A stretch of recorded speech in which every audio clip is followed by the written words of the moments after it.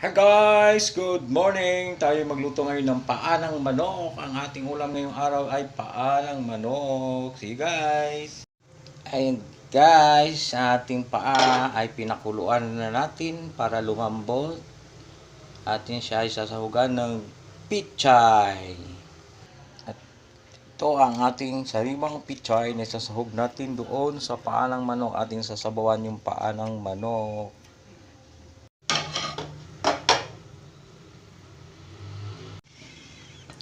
Ayan guys, kumulo na ang ating paa. Malambot na siya. Nakalagay na yan mga sibuyas, luya at paminta. Kaya palambutin ulit natin, mamaya ilagay na natin ang pichay. Ayan na guys, malambot na ang ating paa.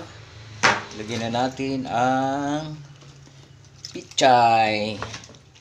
Ang ating side dish ng ating nilagang paa ay pichay. Yan. Pichay. Masarap na pichay. Sariwa pa. Okay. Palambutin natin. Ayan na. Luto na ang ating nilagang paa ng manok, guys. Haluan natin ng pichay. Ayan. Kayo na bahala maglagay dyan ng mga pampalasa nyo, guys. Basta meron yung sibuyas, luya, at paminta. Yun guys, thank you for watching. Shoutout sa inyo lahat, sa mga aking mga followers. Ingat-ingat kayo lagi. God bless. Thank you very much.